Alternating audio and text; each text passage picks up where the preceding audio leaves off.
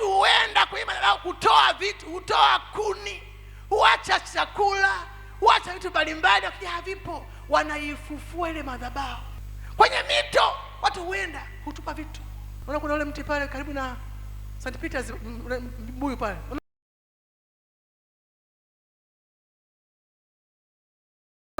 Wachina wamepita ule mti. Unaona pale? Wangapi wanakumbuka pale? Wachina ule mti wamekwepa. Mnakumbuka hapo yosha mwanao kama kuna ule mti pale, mti wa mbuyu pale. Yaani Wachina wamepiga cross hivi.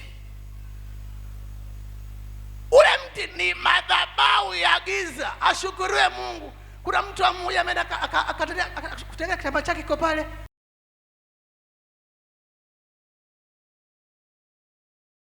Akakiandika Waefeso 3:20.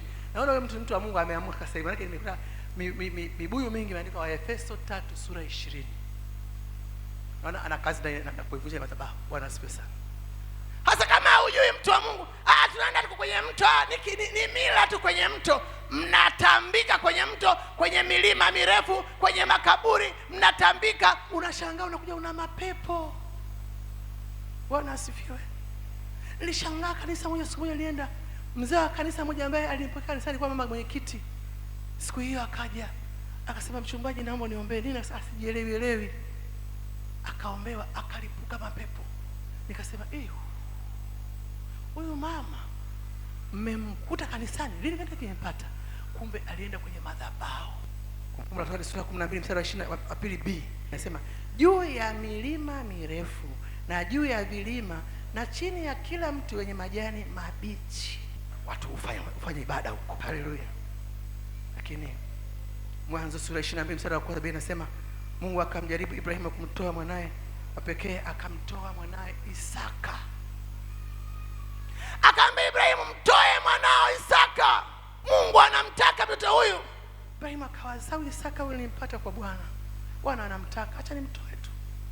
Siamini kama Ibrahimu aliongea na mke wake au aliongea na jamaa zake. Ibrahimu alitoka asubuhi na mapema. Kijana akamwambia, baba, mbona tunaenda kutoa dhabihu lakini si kawaida, tunapokuwa tunaenda si kawaida. Kitu gani cha kumtolea Mungu sadaka? Mbona sioni mwana kondoo, mbona simuoni?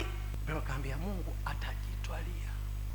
Lakini kwenda wakati anataka kumchinja mwanae, Mungu anamwambia, usimchinje mwanao.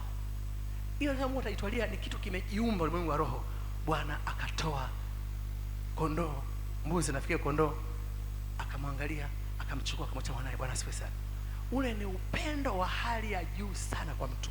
Penda Mungu, nataka kumtoa mwanae wa pekee ili awe kwenye madhabahu ya huyo Mungu aliyempa huyo mtoto. Jamani, si kawaida tu wa Mungu. Wewe una mtoto mmoja tu Mungu amekupa, alafu Mungu akwambia mtoto namtaka. Unafanyaje? Mambo kama haya yakitokea yanakosanisha wazazi. Ibrahimu akasema, mimi siongea na mke wangu, namchukua mtoto nikamtoe sadaka kwa Mungu. Lakini Mungu akajitwalia kama alivyosema. Mpigie makofi mazuri kabisa. Haleluya.